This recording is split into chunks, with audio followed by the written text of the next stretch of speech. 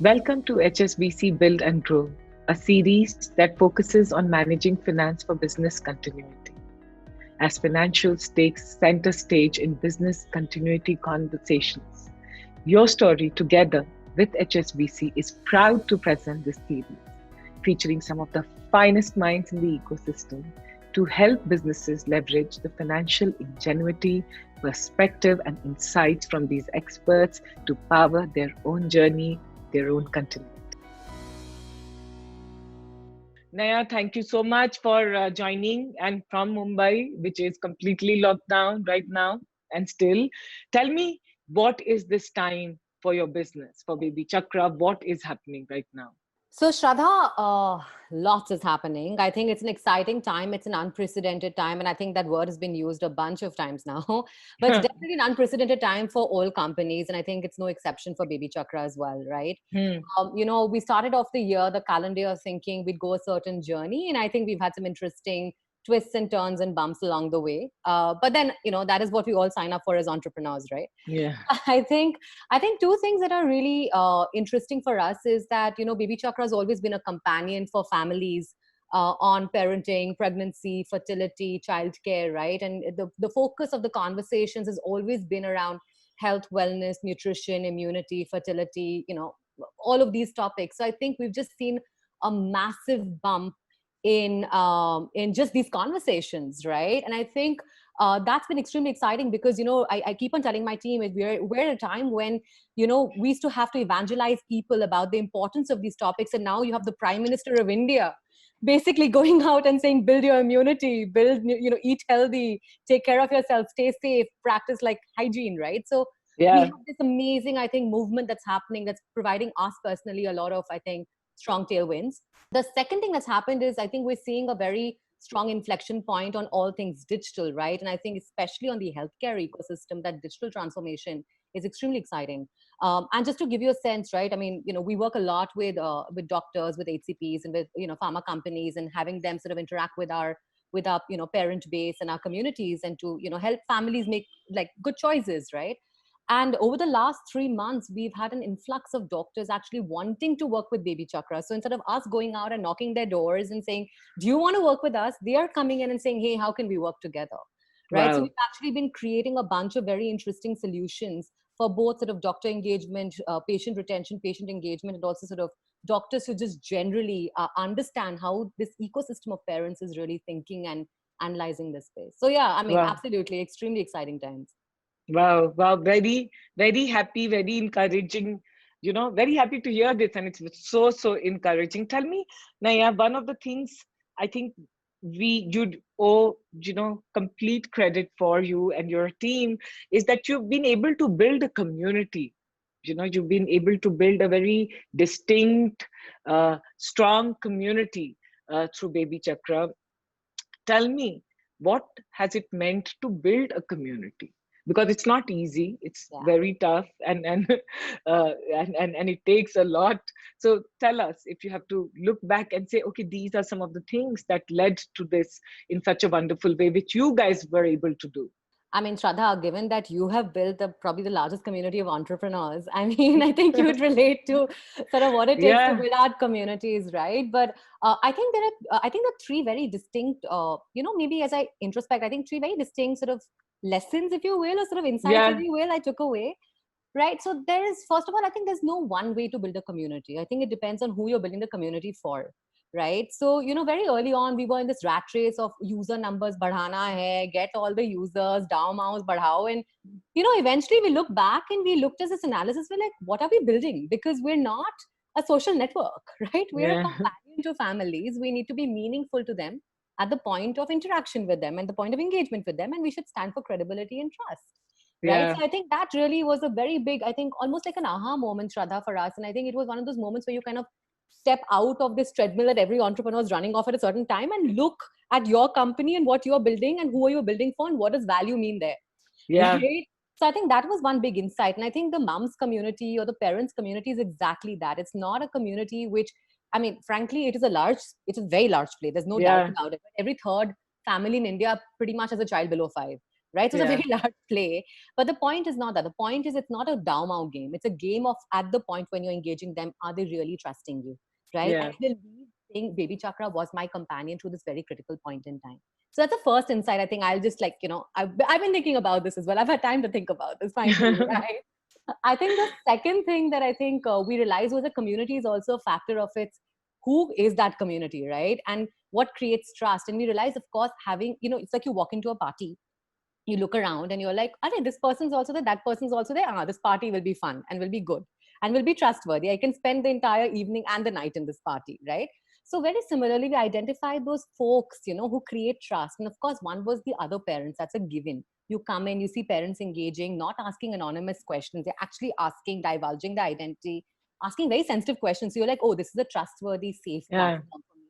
But importantly, they're also very more traditional nomenclatures of trust, like doctors, right? So I think the whole doctor piece is something we picked up of the last year, where doctors are now coming in. And, when a parent walks in and says, "Arey, doctors are spending time on this platform, kuch to hai," right? I Huh. think that immediately creates a bonding and a self of like, trust and all of this other piece, right?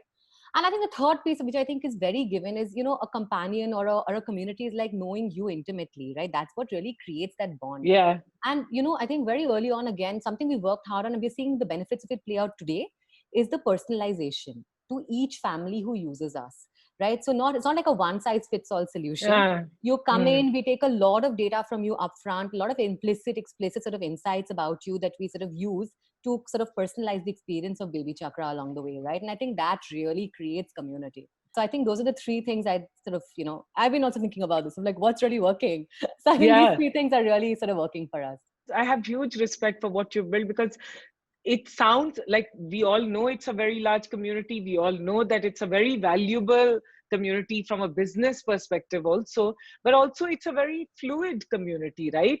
And just getting them together and building a very cohesive, distinct and personalized platform is not easy. It's Yeah. not easy, and you've done that. Naiyya, the other thing I wanted to talk to you about is that I was reading that you're starting some community-led commerce on the Um, platform.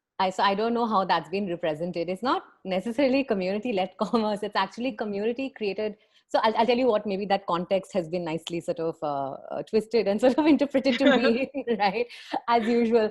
So basically, Shraddha, we as a companion to families, right, we have to basically, solve their problems and we have Huh. to help them make the right choice at the right time, right? And of course, one of the big problems we're solving is the context of what to do with your child at what point in time, how to take care of yourself, what to eat, getting the right care, etc. Right? That's the digital sort of platform of care that we've created, the ecosystem of care that we've created for each family, right? But the more we dug, and it was like digging and trying to understand what do our users really need, and we were like, listen, on the phone we found a solution, emotionally we found a solution, but actually in their houses we also need to create solutions, right? Ah. So basically what parents told us, and this was really crazy, Shraddha, and I think that's again been a big, like, I think I've learned to respect, I think what we do a lot more because of that. In November last year, right, we were looking and a lot of parents told us that they needed products around sort of hygiene and sort of taking care of the child. And there were no products that exist in the market, for instance, which were baby safe and child safe around sanitizers, hand washes, fruit and vegetable washes. This is in November, Shraddha, mind you, before all this COVID sort of hit us, right? And so we started formulating this. We did about, bit of inventory financing, formulated this, and we launched actually in the first week of March before, again, COVID pretty much hit India. If you remember, the 7th, 8th of March was when everything started, like the alarm started blaring and Yeah. thinking, Yeah. we ended the lockdown, right? So first week of March, like 1st March we launched, and like literally in 3 weeks, we were out of stock. We had stocked up for 3 months. We were out of stock in 3 weeks, right? Wow. And these products, the reason I give credit to the reason they work is because we created them with communities. So our Ah. mothers actually from November, December, January, February were actually working with us. Doctors were working with us and saying these formulations, this branding, this pricing, this positioning, this sort of fragrance, these ingredients, this packaging, right? This is how I'd like to distribute it. So I think those were, one of those aha moments again for us where we were like, this is what we are building, right? Really creating solutions with the community for the community. So you brand it as BabyChakra products? Yeah, so Shraddha, right now it's Baby Chakra products because, it was an experiment. It was like, hey, can we, Yeah. like, Yeah. it sounds like it's a problem. Can we solve it, right? And I think we started off by saying, okay, what do we solve for? And we had all these names, right? And the community actually came back saying, why don't you just call it BabyChakra? Because we know the name. And it's the Yeah. easiest way to launch. But, honestly, going forward, I do think there will be some, areas, again, based on insights, based on conversations with experts and communities, which will require a lot more deeper, I think, involvement. And therefore, the micro brands that we can create as a result will also reflect in the names, right? So the name is Yeah. not like for a mom, if you're creating something, or for a certain other like problem statement, you're creating something, maybe BabyChakra is not the most appropriate name. No, but it's a nice name, BabyChakra. It's a nice I'm name. glad you like it. It was the only .com available with baby in it at that point in time, so we took it. No, but it's very distinct, no, BabyChakra. It is. It is. Yeah. What, according to you, Naiyya, as an entrepreneur, you think gives you a very distinct advantage in this space? I think, again, it goes back to the fundamentals, right, Shraddha? I mean, it's like looking around and saying, oh, there's so many amazing publications that cover entrepreneur stories, right? But there's something special about your story, right? I mean, all of us pretty much started off our journey. I remember moving back from Boston, and one of the reasons I moved back from Boston was because of your story. I was reading your stories and I was like, wow, there's so much amazing stuff happening back in India. Yeah, but it's true, right? So there's a special connect, there's a special sort of resonance of the brand, right? So I think that's one thing, and I can't quantify it, I can't qualify it. Like, there's no way to describe it, right? But Yeah. it is a distinct, I think, trust, belief, I think love that I've seen our families have for BabyChakra, right? And I mean, I gave you the example that we launched on Amazon, for instance, on a private label, right? And we were sold out in 3 weeks. So we called up the users, and the not users, but the customers, right? I never say customer. That's why it's an alien concept to me. But we called them up and said, why do you buy it? Right? Because we hadn't done any marketing, right? We've done nothing.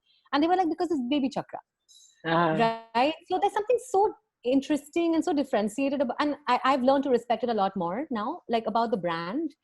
And I think that's a big differentiation, right? Which you can't quantify, you can't qualify. No amount of technology can replace that. I mean, it doesn't matter, right? Yeah. So I think that's the first piece, right? I think that's the biggest piece, I think, that differentiates us. And of course, the idea is to keep on building these relationships of trust and partnerships that create more. I think the second piece, I think, that differentiates us is, I think, when you look across the whole product, you look across the entire sort of experience of BabyChakra, it's all centered around you as an individual, and I keep on saying that. I think that relevance and personalization is key.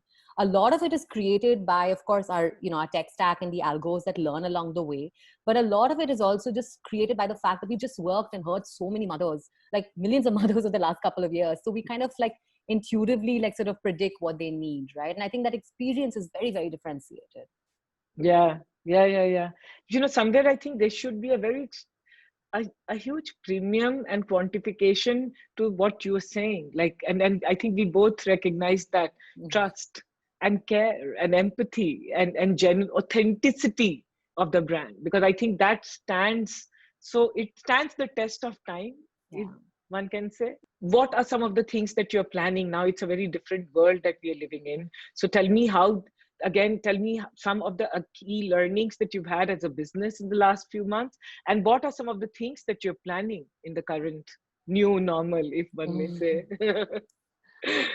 So, I think as a business, I think, and for all of us, it's been an interesting time, right? It's been a challenging time because I think there were certain, expectations on how the revenue run rate would go. And, surprise, it's COVID, right? So everything is kind of like a different way. And I think there's certain opportunities that open up which you didn't anticipate. And you're like, wow, this could be an amazing way for me to grow, right? Yeah. So I think over the last 3-4 months as a team, we've done a lot of introspection, right? And I think 2 avenues for us open up very, very strongly. The first avenue is to continue building on our relationships with doctors and HCPs, right? I think that is a no-brainer. And I think, given that they are gravitating towards us, plus we've been able to do a couple of very strategic partnerships, which facilitate scaling that out quite rapidly, right? I think that's a no-brainer. It adds a lot of value to the community of parents as well. It adds a lot of value to the HCPs as well, right? So I think, that is something we definitely want to over-index and sort of and grow out. And I think that's a great way to also grow out the community, right? In many ways. The second thing we're looking at is, given that we'd gone down a certain journey and we've learned to respect our data and insights a lot more in terms of product co-creation with our communities, right? The physical product co-creations, we certainly want to continue going down that journey. I think there were certain products in the pipeline which we're pushing out for later, certain ones we're bringing forward, right? Given the environment we are in, given, multiple things like the proposition, the pricing, the distribution strategy, etc., right? So I think that's the other piece that we've sort of, like kind of done a bit of like again, an introspection, a bit of a retrospective on. But I think that journey is very clear. So as a business, I think our two sort of lines of growth and revenue and monetization are extremely, extremely clear for us, right? And I think that's the way forward. And fortunately, I think even over this period, there is a third, there is a vertical which was the brands vertical. We were working with all the top brands in the space, pharma companies, FMCGs, helping them with sort of getting access, like, and just conversations with their consumers, or getting sort of consumer insights, etc., which in the period of May was a little bumpy, because even brands were trying to figure out what is happening in the ecosystem, right? But I think all that's back on track. And I think, brands realize that this is a great time. And I think digital is the only way and the best way today to build even a more solid relationship with your constituents, right? So I think that's working well for us. I want to ask you, as an entrepreneur, as someone who's built this business, what if you had to look today, and we have the time right now to reflect a bit, if you had to look at your own journey so far and say, okay, these are some of the things, more or less, I got it right. Mm-hmm. And these were some of the things which I wouldn't have learned had I not made the journey. I mean, so many things, Shraddha. I think that Yeah. would require a whole conversation for both of us, right? Separately. Yeah. I mean, but I think I do want to call out, because and I don't think we talk enough about it. And I've realized it matters. I mean, I do want to call out that it matters that I'm a woman. It matters, therefore, the journey I have taken. And it's no use sort of being an ostrich and hiding my head in the sand and not acknowledging that being an important piece of my journey, right? Yeah. So I mean, I think, and I've talked about this in the past, but I think one instance I definitely want to call out is both the support, as well as sort of, not the lack of support, but I think the skepticism I faced because of my gender, right? And my ability to build something really meaningful, large, and valuable, right? So I think if I look back, what have I learned from it is to have more belief in myself, and to surround myself with people who believe in me, right? I agree. Right? I think that's like the biggest takeaway I would take away from my journey, right? And I tell all my teammates, I tell all my entrepreneur friends who are starting off now, just believe in yourself, because you know your stuff better than anyone, and you know yourself better than anyone does out there, right? Yeah. So, I think that's for me. But that's also something we have to go through the process and then that only is learn. true. It's like, that whatever, refining by fire, whatever that phrase is, right? You have to be tempered by fire to realize you're sharp as steel, or whatever. You have to think like that. So I think that's the first big insight, and like, I think even acknowledgement I've had along the way. I think the second, really, I mean, and I know this is so cliche, but really, I think team matters so much.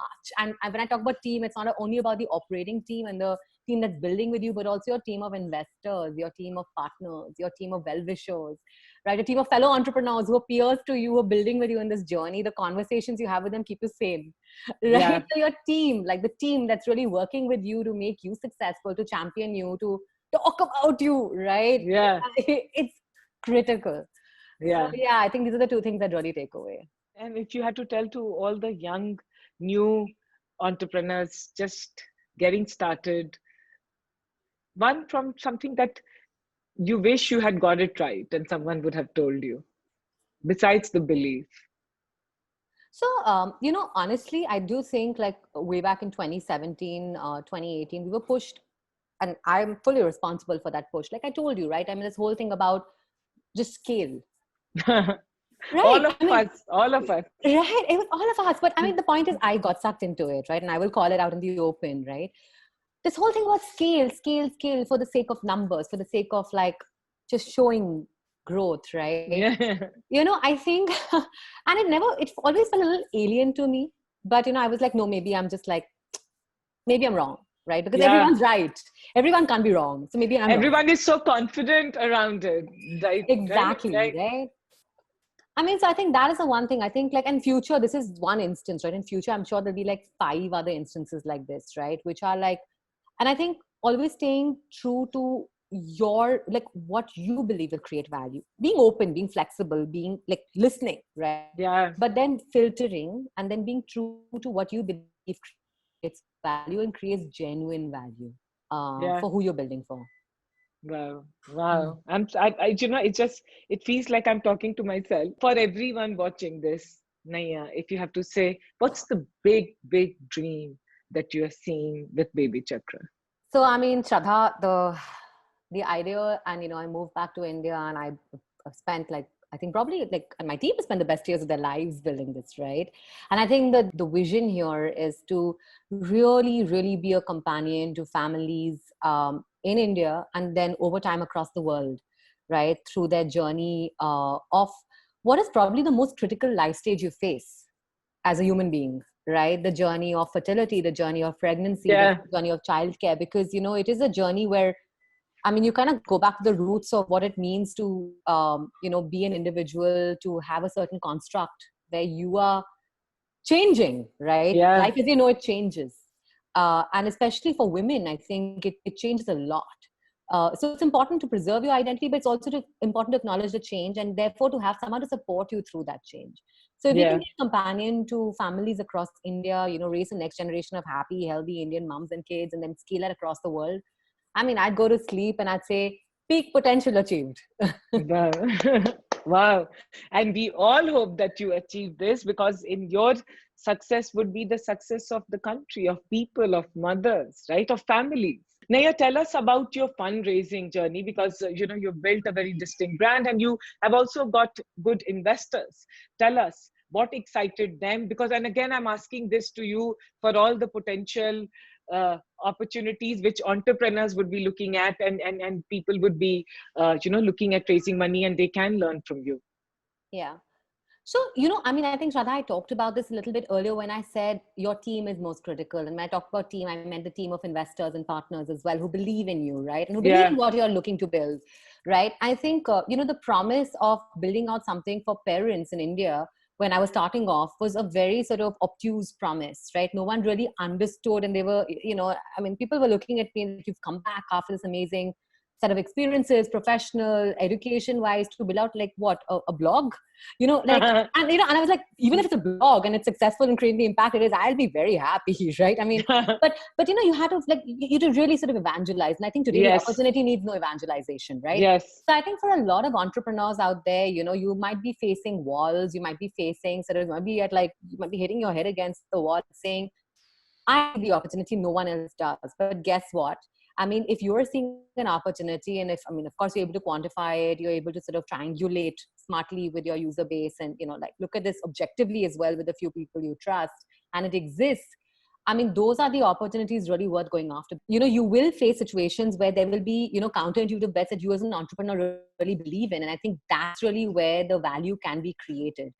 And hence, to look for people who support you in some counterintuitive bets, you have to see people who've taken counterintuitive decisions in their lives, right? So, Yeah. I've been lucky. I mean, we have amazing angels as well. Like, for instance, Anand Chandrasekharan, Anant Narayanan, Maninder Gulati. I mean, they've all sort of been through a very counterintuitive set of decisions in their lives, right? They've seen these bets play out in their portfolio companies at scale. And apart from that, of course, like our large institutional investors, the funds, right? So I think that's really when you go out and you seek partners in investors, I think you should look for people who maybe been through counterintuitive journeys themselves and therefore able to spot large opportunities with you. And you've done that. And congratulations to you, Naya. Last, to all the entrepreneurs as of today, because all of us are facing very, very difficult times, right? Like all of us, it is hard, it is depressing, and it is very, very uncertain. As an entrepreneur who is dealing with it, and is continues to resiliently smile and move through it, and I feel so energy, and I'm asking you because I feel energy with our conversation, and I feel your positivity. What would you say, what are you doing mentally, emotionally, to keep yourself in this shape, and what would you tell to entrepreneurs? Right now, I think when things get tough, I have an approach, right, which is to take one day at a time, right? Yeah. And I think the beauty of entrepreneurship and being an entrepreneur is the next day things change. Right? I mean, because they just do. I mean, actually, it's for both better and for worse, to be honest. But like they change Yeah. nonetheless, right? And I think you have to, like, before becoming an entrepreneur, and through the journey of entrepreneurship, I think over time you find increasing comfort with that change, Yes. right? So even the worst days after a bit say this too shall pass, and even the best days you're like this too shall pass, Yeah. right? So I think that moment for me has come over the last year, because before that I used to get very perturbed. Now I'm a little bit more, I think, with a little bit more equanimity. No, Shraddha, I think that for me has been you get it, right? I So, get so it. I think that for me has been the big, like, sort of, and I think I'm so grateful that's happened, right? And I think the second thing that's kept me a lot centered, apart of course, my team and sort of the, the fun we have over Zoom when we are sort of brainstorming, etc.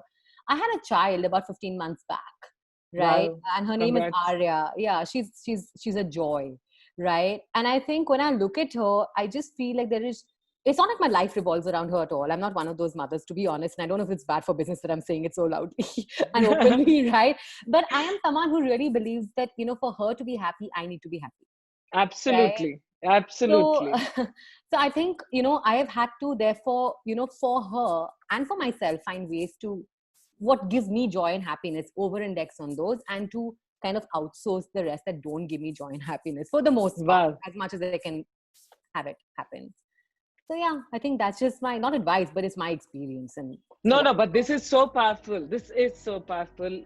Absolutely authentic, very powerful, and so very true. I think all of us can take this. I'm not saying that we have to like imbibe it, we have to process this, what you're saying, because it's very, very powerful that we will be happy, then only we can make anyone happy around us.